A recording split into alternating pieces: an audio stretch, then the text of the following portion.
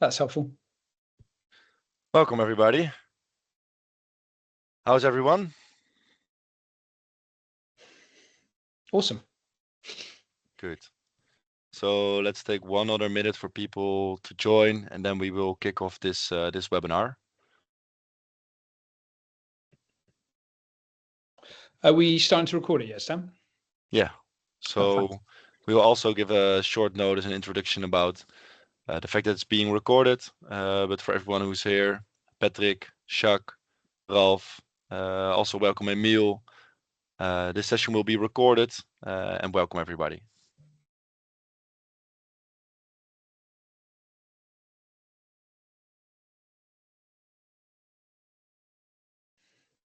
So if people later on join, that's fine. But let's just kick it off, Michael. Yeah, sure thing. Why not? Okay, so today we are going to talk about how you can win with Workspace 365. So in terms of agenda-wise, a little bit of introductions about who the key speakers are. Then Stan's going to talk a little bit about the Workspace 365 partner approach. And then I'm going to talk about the infamous, maybe famous MEDDPICC in part 1 of our session today. Indeed. And then we'll finish up with some questions at the end. I mean, to be fair, you're welcome to ask questions at any times during this event. No problem at all.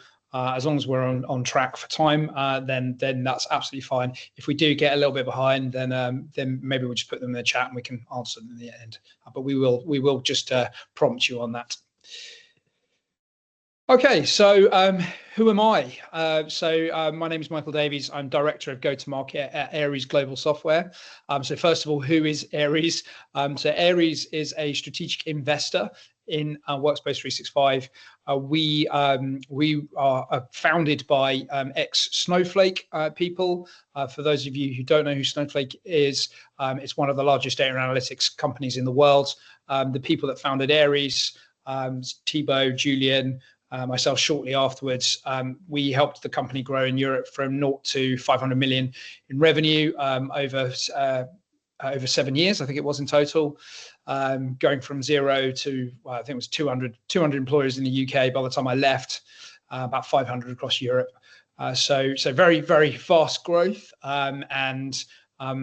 What that I think showed us was probably a couple of decades worth of growth in a very short period of time. So we learned a lot of lessons, bad and good, about how to try and scale software businesses very quickly.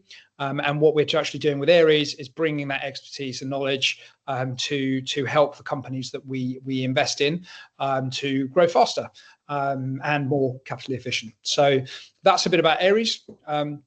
And really what we want to try and do today, as I mentioned, is bring some of that capabilities and technique for sales and accelerating growth to Workspace 365's partners. So my background, 20 years in sales, corporate strategy and research. I actually started off in research in a large global commodity house.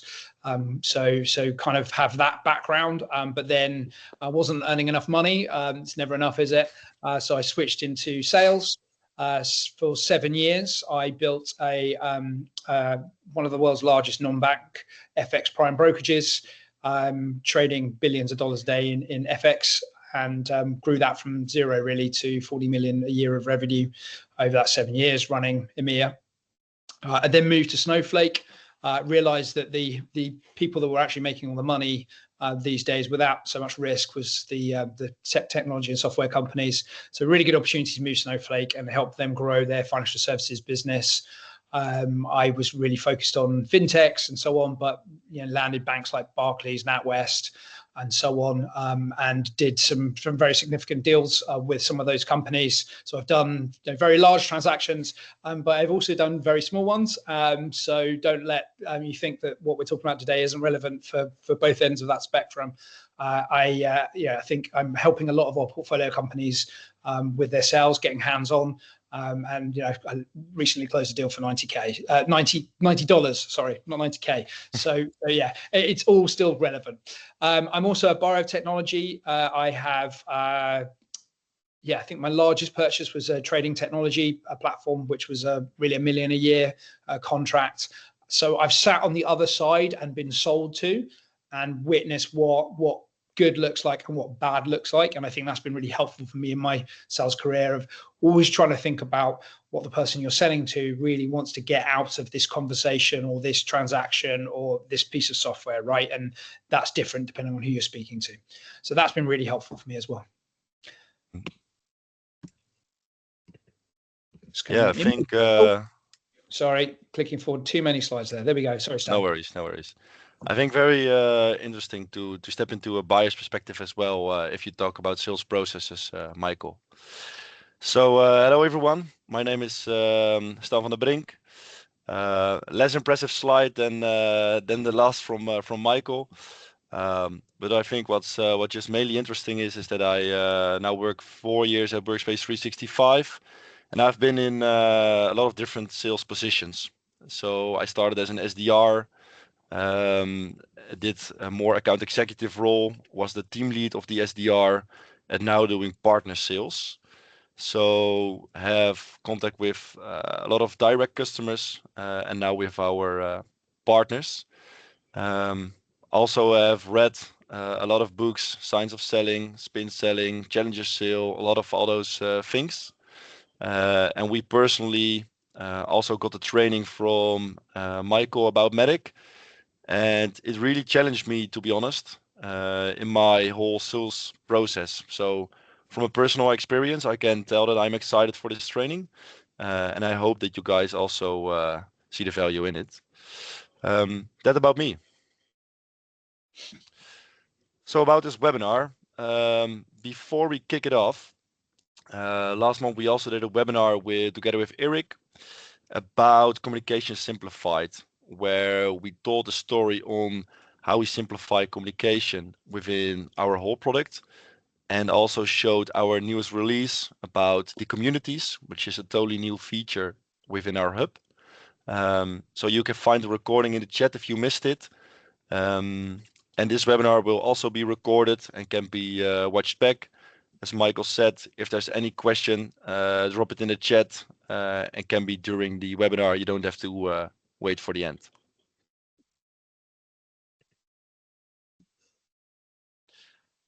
So why are we hosting this webinar? To get back a little bit of time, we decided to go for the partner-only strategy, which was a very important decision for us. I've been in the direct sales team as well, but we really believe in the partnership that we have with our partners and to really drive business together.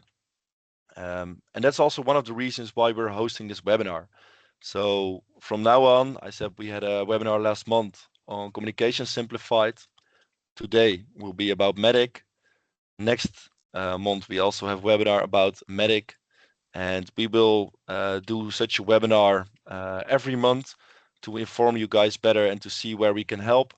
So also, if you have any topics you think are relevant for this type of webinars, please drop it in the chat or give me a personal message, and maybe we can do something with that.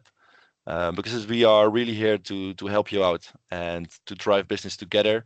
And this is one way of helping you guys out. Thanks, Dan. Okay, so why are we here today? We're here to talk about MEDDPICC primarily, but actually more than that, you know, why? What is MEDDPICC? What's the opportunity and value of it? Why is it important? So we're going to cover that a little bit at the start. I think, you know, first of all, we're going to talk about like, you know, what's the fuss about, right? And why would it be important for you to use? And MEDDPICC is something that's used by, you know, really the world's most successful software firms. Snowflake being one of them, where I was the largest IPO, software IPO of all time at the time. I don't think it's been beaten, but it might have been since then. But then also MongoDB, which came before it, very, very successful company, and that shares the same CRO and board director, John McMahon, who really is an absolute legend in this space. I'll mention a bit more of him later, but he's written one of the Bibles of the industry for sales, called The Qualified Sales Leader. So if you read one book in this space, it's that. He sits across both companies, and his influence and design of sales best practices which is MEDDPICC is part of, is really so influential in the industry. So some of the largest companies in the world are using this this capability, this qualification framework called MEDDPICC. And then ultimately, if you guys know this, it's going to be super valuable, not only in helping you close deals, do business better, but also it's going to be fantastic to know for your career, so that you can go and get jobs in in some of the best companies out there. Many of these firms will have MEDDPICC as the use of MEDDPICC and the knowledge of MEDDPICC as like a pre-qualification for them even hiring you. So super useful, valuable for a whole host of reasons. And look, from a sales perspective, just to expand upon that, right, it's going to help you meet your financial goals, hopefully. For me, one of the biggest things is like, it's going to help you focus on which opportunities are the most qualified. So, in an ideal world, we've got loads of pipeline, we've done lots of pipeline generation, and we've got opportunities coming out of our ears. How do we know which ones we should go and spend time on? How do we know, which ones we're more likely to win? And then so we focus them, or if there's any gaps, right? So that we should maybe be focusing on fixing and closing those gaps before we perhaps throw those leads away.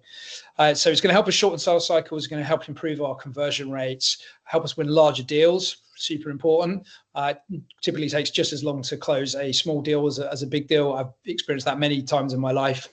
But actually on the other side, it's also going to help your customers as well. And I'll touch upon that in a second.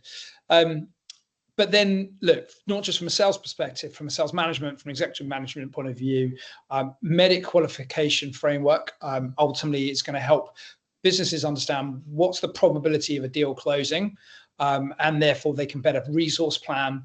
They can work out like how, where to assign more resources, when to hire, and all those kind of things around like effective management, particularly when a business is growing really quickly. But even if a business isn't maybe growing at 100% per year, or even 30-40% per year, it's super relevant for that, right? So there's a whole host of reasons why this is super useful for you in your business. But going back into the sales perspective here, for me, it's a clear and concise guide to success. I see it as a way to navigate deals. Smaller transactions, there's maybe only one person involved. They're really simple in theory. There's usually always someone else in the company that's going to sign off on something, approve it. So even the small, simple looking deals tend to be more complicated than we think. But obviously, the larger a transaction comes, the more stakeholders are involved, the more processes and guardrails that will exist around that transaction, the more need there will be to build a business case. What the MEDDPICC qualification, MEDDPICC, I'm using a slightly different version of MEDDPICC, gives you is that route, that map to navigate through a company and a deal, to show you which path to take, what needs to be done. And so, you don't fluff around and focus on lots of things that aren't really that necessary. So I think those are for me the biggest things, but then also it's an indicator of like how likely is this deal to close. If your manager's asking you what deals you're going to close this quarter, this is going to give you an idea of like what the probability is. And actually it's really predictable. I think there's things that do change from time to time, like how long it takes a company to go through paperwork and legals. But pretty much we kind of know if we've got certain things in a deal, we've got a pretty good idea of like it's going to close. And how long it will take. A big one for me as well, particularly if you're joining a new firm, is it's going to give you a way to capture and distill all the information you gather when you're doing a deal or having a discovery session or conversation with a customer. Particularly when you land in a new technology company as a salesperson, you perhaps don't know the technology, you don't know what's relevant, what's not relevant. What I find super powerful and useful is the MEDDPICC framework, because you can move away from technical conversations into business conversations and start talking about things like decision processes, decision requirements, paper processes, who are the stakeholders involved, because those things are consistent in any deal, no matter which technology you're selling. So therefore, when you know what you're looking for, then you know what to ask, and you know what to write down and what to take note of. So that's great. And then probably the next thing that's really important is, it provides you with a common framework for discussing a deal. Quite often in the old days, before I learned MEDDPICC at Snowflake, You know, my boss would say to me, "Oh, where are we with this deal? What are we looking at? Like how you know, how likely, how good do you feel about it?" Well, you know, I met the guy 5 times. We played a few rounds of golf together. We've had a few beers. We've had 2 dinners. He's telling me it's you know, it's a deal. And you know, I'm given my personal relationship with. I'm pretty confident. We've sent them the legal contract. It's, you know, it's looking pretty likely, only to then find out that the deal never closes. So how do we communicate what's important in a deal, what information we've had, and therefore be able to have a conversation around that deal in a consistent way, using the same language throughout an organization, so that we can actually then have a level understanding of what we're all talking about. So again, another key important thing that MEDDPICC gives you. And look, finally, it is a qualification methodology, right? So, you know, we're going to dive in a little bit now into what this actually means and what MEDDPICC or MEDDPICC actually stands for, but it's called a qualification framework. Some people call it a sales process, sales framework. It's probably not. It is really primarily about qualification, but there are other uses that come out of it. So, you know, term here, a project-based approach to selling that maximizes revenue while delivering results on your timeline. So what does it stand for? M for metrics. We'll cover that today. E for economic buyer. So who is the person that can say yes in an organization when everyone else says no? We're not going to cover those today. We're just going to cover the bits in green in this session. D, decision criteria. What does the customer, what are they looking at in their decision process? What are their requirements in effect, right? Does it need to be on-prem? Does it need to be in the cloud? Does it need to be Microsoft integrated? Does it need to help them work faster, reduce costs? Like, what are all the things that they're thinking about that are going to be the determinants in their decision-making process?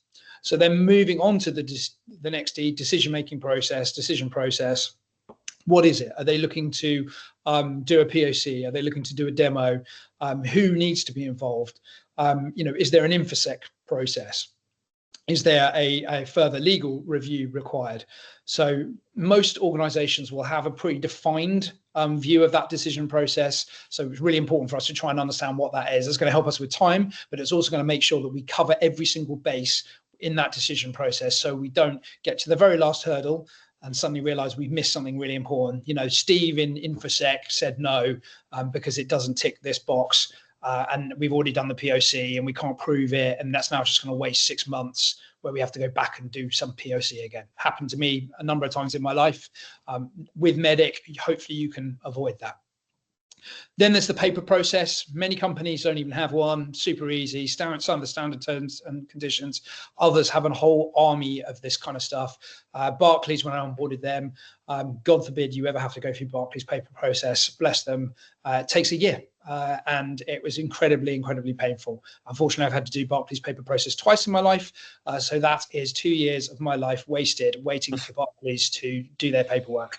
And it's totally unnecessary. Why a challenger bank can do that same paper process in 2 months and Barclays needs to take a year. It's just, you know, layers and layers upon regulations and hurdles that they built up over time. And honestly, it's a nightmare for them because they cannot evolve quickly and efficiently with technology because it takes them too long to onboard that tech.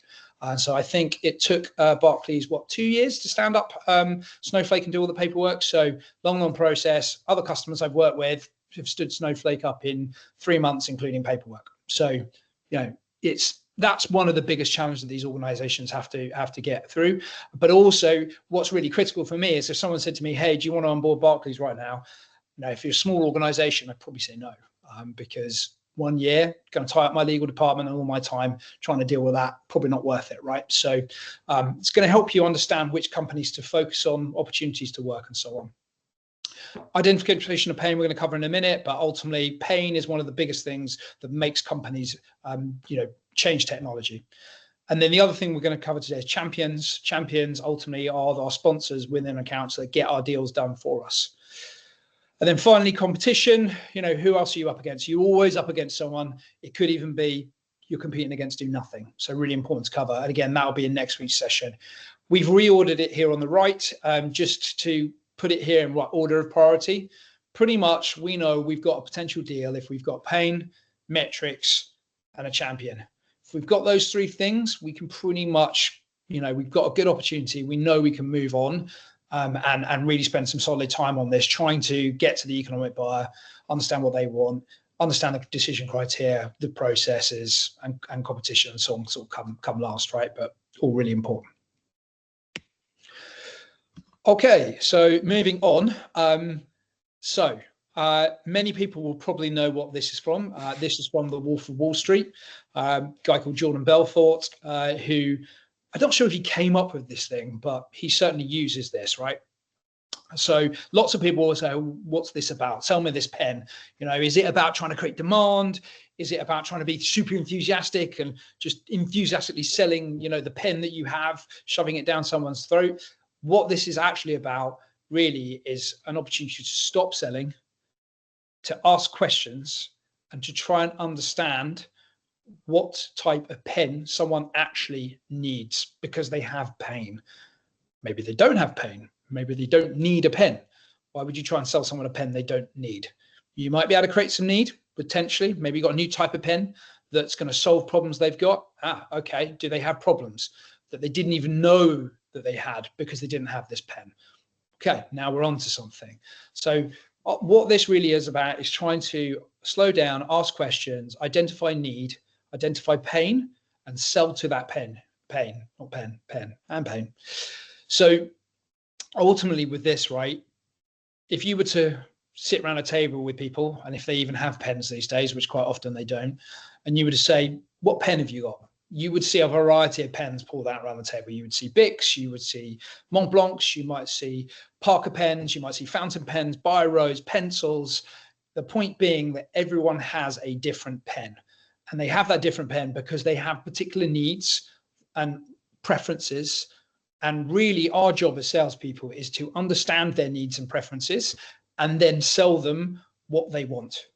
That's the secret and art of selling, in my opinion, and Jordan Belfort would probably agree, and many other people do, right? We've got to ask the questions, uncover the pain, and sell to that pain. And if we can do that, we'll be very, very, very successful salespeople. If we can't sell them the solution to that pain, then we just need to move on as quickly as possible. Like, polite, get out of that meeting, go away. There's plenty of other people that will have pain that we can actually offer a solution to. So we've got to go and identify pain, because this is the number one thing, right, that we are looking for when we are speaking with customers, potential customers, prospects, trying to identify what challenges they have in their organization. And those can be, really importantly, technical and business. Most of the software companies that we go and work with, Aries and in my history, have always been too focused on technical pain, which is fine if you're selling up to a certain contract size and you're selling into IT.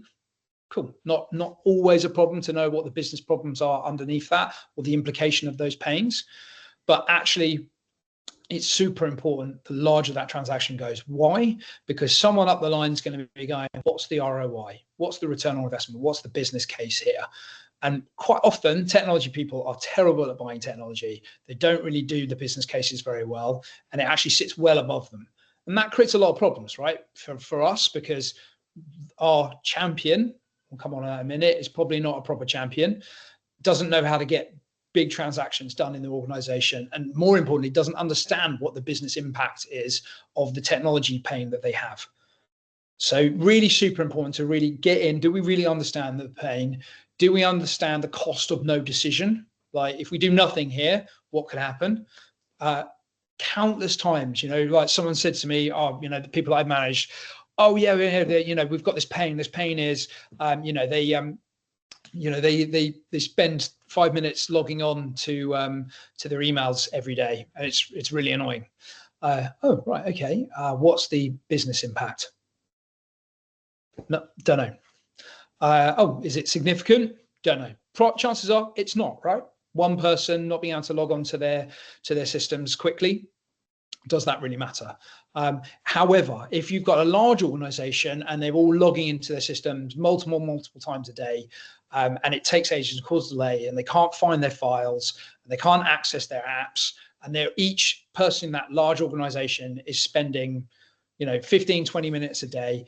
Add that up cumulatively throughout a large organization, and the value of solving that pain is massive. And if we can quantify that, brilliant. And that's exactly the sort of thing that Workspace 365 could potentially solve. Yeah, and sorry, go on. Michael, I think also you said like a lot of tech people are terrible at buying tech. Yes. But we as account executives, from a personal note as well, we are sometimes so eager to sell and solve problems that if we see a little bit of pain, we fell into the trap to already solve the first pain we see instead of digging it out and like really try to understand what is the cost of the pain and the understanding of the pain.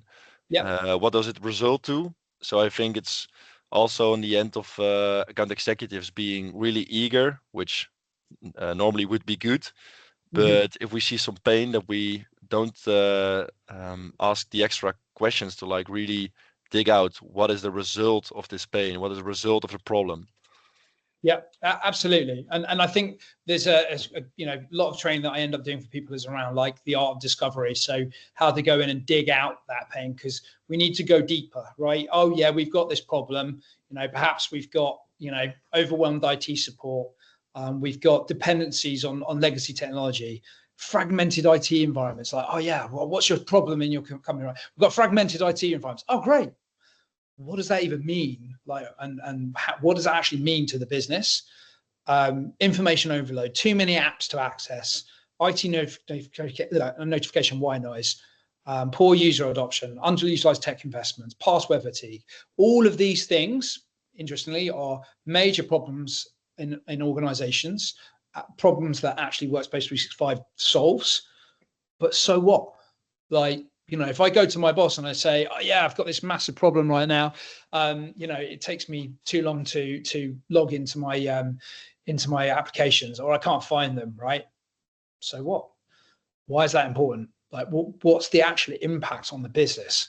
And that's where we really need to get to in our discovery. We need to ask that next level question. All right, that's really interesting. You've got a whole lot of people right now who are suffering from password fatigue. They're not seeing their company communications. They are not, they're not able to log in quickly and access all their apps. So what does that mean? Well, actually, what we're seeing is, really low productivity in our workforce. We've recently missed our revenue targets by 20%. Shocking. And actually got really high staff turnover. Or employees are really unhappy. And they're leaving, and more than that, the impact on our business from additional recruitment costs, from not being able to see our customers. We've got long customer waiting times. All of these things are the knock-on impacts of not being able to solve those challenges that Workspace 365 solves. So conversely, if we can solve these challenges, we'll see the opposite of this, right? High productivity, companies hitting their revenue targets, reduced technology costs, and so on and so on. So that's what we have to try and connect. Is the pain here is not just technical, it's also business that we need to try and get to. This is going to be absolutely critical for us to go and do larger deals, to make them happy and to get them prioritized. Because quite frankly, loads of organizations have got lots of competing IT priorities. And so when you come along with your tech and say, look, we must do this, they might have 10 other things that they think are more important. It's our job to understand why that pain that they have that we think we can solve, how big is it, and then push it up that priority list. Yeah, sort of being a translator, right? Exactly. And that's what our job as salespeople is, to try and help them do that. This is Mostware, I think, which is one of your partners, right? And I think here they're talking about one of their customers, I think in the healthcare space. Was that right, Stan? Yeah. Exactly. Yeah. So a quote from them: before we use Workspace 365, we struggled to reach 500 of our 2,000 employees, especially those working in the field. So big problem right now: remote working, hybrid working. Lots of companies are seeing a knock-on effect from that, which is subtle, but it's making them hard to engage with their staff, and it's increasing the risk of people leaving. There's no loyalty as such, right? And so people just they'll leave for a bit more money. There's no bond. So by having a digital work portal like Workspace 365, everyone is connected. They can instantly access all their news, their schedules, and we can reach them in one place. Engagement has really gone up. Mobile staff even showed up to events like the Christmas party. I mean, great story here, right? we expect this to reduce turnover too. So this is so powerful. Like when we're looking to sell, the value, nothing better than a custom story to do that. And what a great story that is, say, like, oh, like, so what? We can see our communication. Well, let me just tell you about one Workspace 365 customer that worked in the healthcare space. This is what happened to them in their business and the value it delivered, right? So impactful. This just brings it to life.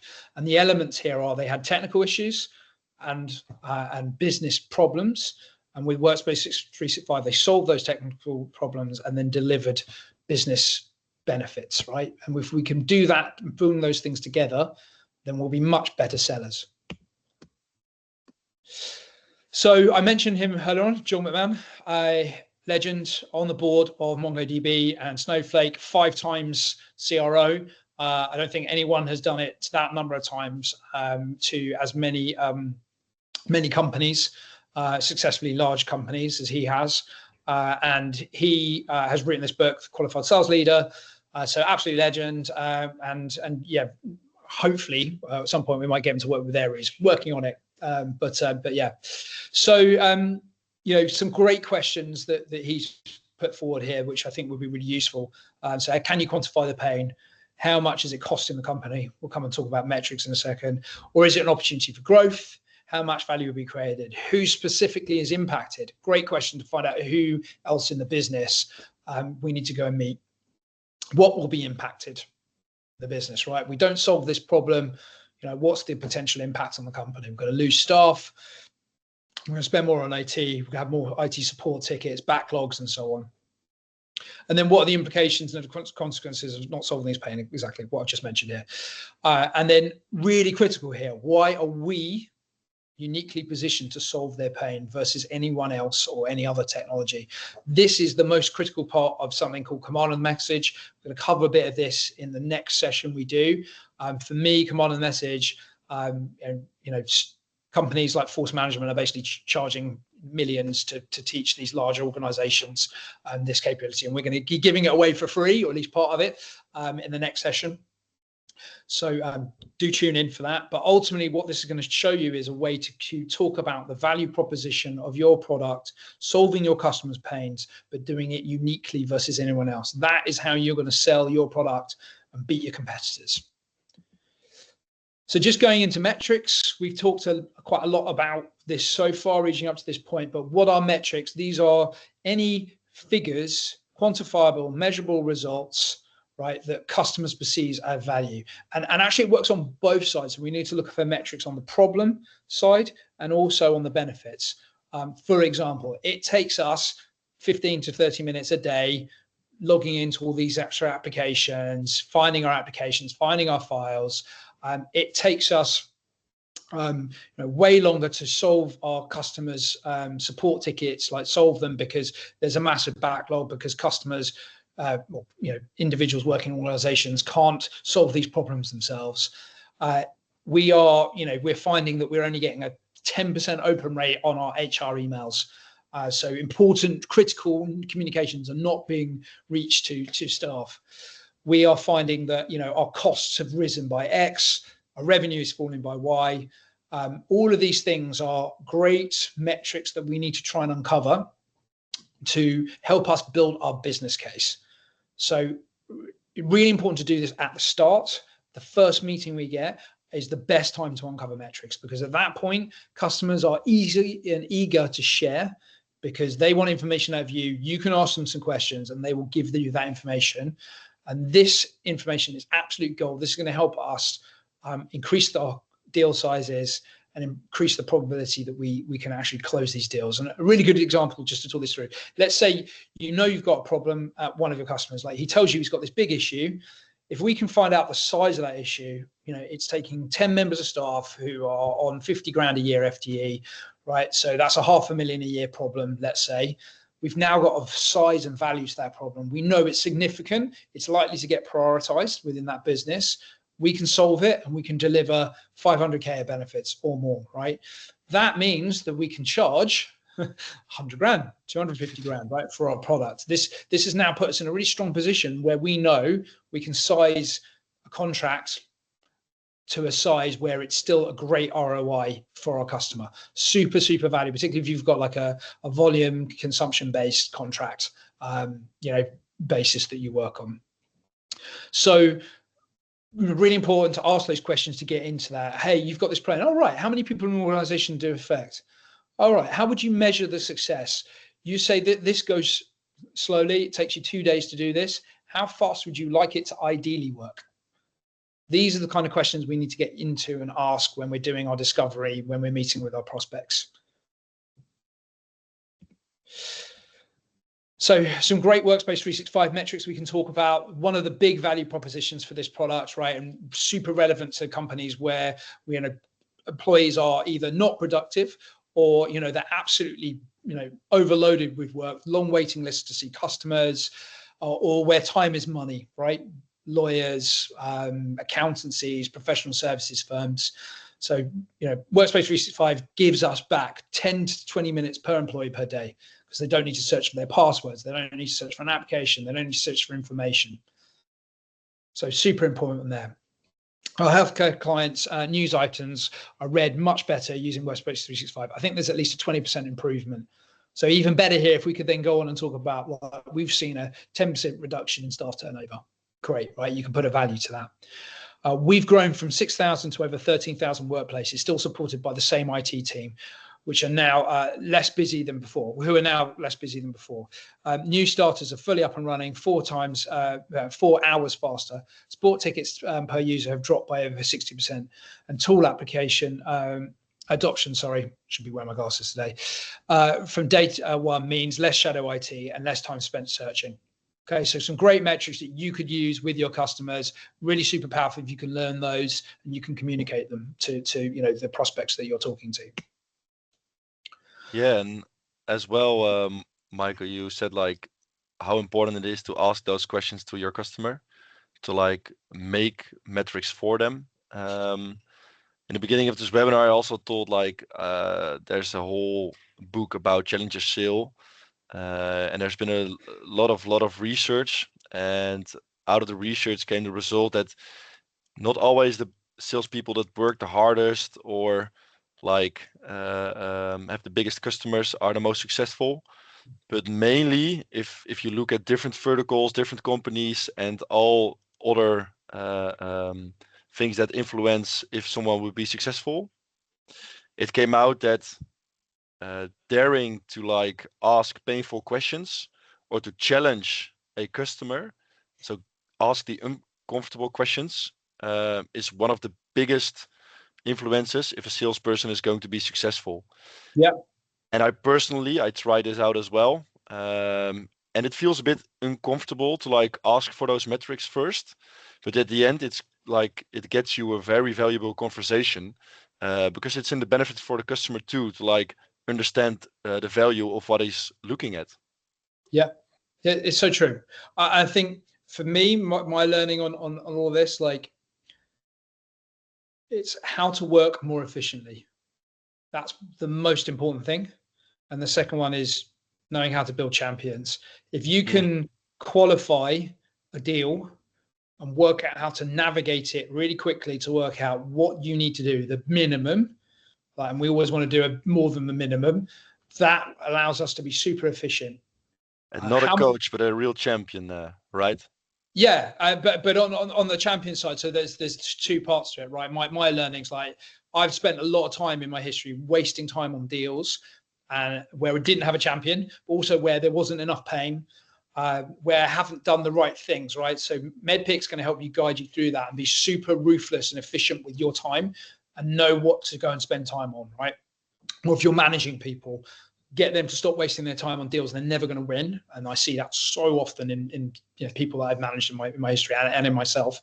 But then moving on to the champion thing, like the champion or your sponsor, as we call it officially at Snowflake, is someone who's basically going to be selling for you when you're not in the room. And that's when most of the selling happens, right? If you think you're really selling this deal, you're not. It's someone that you've convinced to go and sell on your behalf, who's wandering around the company going, Workspace 365 is awesome. Like, you need to see this platform. It's incredible. The ROI is incredible. Like, it's just going to change our business because we've got these problems and they're this value and this is going to solve it, right? And what you've done is you've understood that champion's pain, both personally and the company, and then you've helped them understand that pain, put a value to it, and then you've armed them with all the information they need to go and sell on your behalf. And that's how this deal gets closed, not by you. And you are one person. If you're selling into a 3,000 person organization, 5,000, 10,000, 50,000, as I've done, like one person cannot get a deal done. You need hundreds in those large ones. Barclays, I think I met like 500 people or something crazy before I did the first deal. Nuts, right? But you need to go and have that impact and win those people over and arm them with the information that they need, develop them so they can go and close these deals. And then we need to test them, make sure that they are champions, and then use them, right? Get access to critical people in that organization. And this is a whole subject within itself that we could spend an entire session on. We do training on champion building, but super critical. If you don't have a champion, proper champion, who can actually go and influence a deal, get you a meeting with your executive buyer, the CFO, whoever it is in that organization, then you don't have a champion. And if you don't have pain, you won't have a champion. So those for me are the most critical things, combining those with metrics, right? So that we can build that business case. So I think we're nearly at time, Stan. And so we've whistled through this, sorry. Just a quick summary here of what we've covered today in terms of those key things, what they are and what we need to think about. And I've sneakily blocked out the other things that we'll be covering in the next session, along with the command of the message. So hopefully this will be useful. I think Stan will be sharing the deck afterwards. I guess any questions from the audience? I don't know if there's anything in the chat, or if anyone wants to speak up, you're welcome to. Indeed, I see some people are typing, so let's wait a few seconds. And if you got questions after all, or you're interested to have more of a deep dive, because this is a new way of selling, which you can't learn in 45 minutes. So we see this as a starting point. That's why we also have a part 2. We already did this training on site with one of our partners. So if you are interested and you think okay, so I want to change the way I sell, really go to value-based selling, translate value into something as a metric, then we can also host this together with you. So contact me or yours, depending on who's your partner account manager, and we can see if we can arrange a session as well. Thanks, Stan. Yeah, I think, in summary, MEDDPICC has been transformative for me for my sales career. Before that, there was elements of things I kind of knew, like to be consultative, to ask questions, try and understand the problems they have. But this kind of really brought it all together and really transformed me, from being very much a relationship salesperson that I was before to what I would call a professional, using state-of-the-art technology and techniques that the largest, most successful, fastest growing companies in the world use. Yeah. And also one of the last notes, we will share a form where you can give us feedback for this webinar. So as I said, we want to do this every month and help you guys out. So for now, we are thinking what we think is valuable for you guys. But if you have any input on how we could help you or what topics we should cover, please let us know within the form, and we will see if we can pick it up in one of the next webinars. Awesome. I think we're at time, Stan. Anything else? No, I think we've covered it. Martin is now leaving, but he will also see the recording to watch the end back. Bye, Martin. Nice. If questions are popping up later on, guys, don't be afraid to ask me or Michael or your partner account manager about this whole MEDDPICC qualification process. And otherwise, have a really, really beautiful day and a long weekend here in the Netherlands. Oh yeah, lucky you. Yeah, lucky us. Okay, guys. Bye. Enjoy. Bye.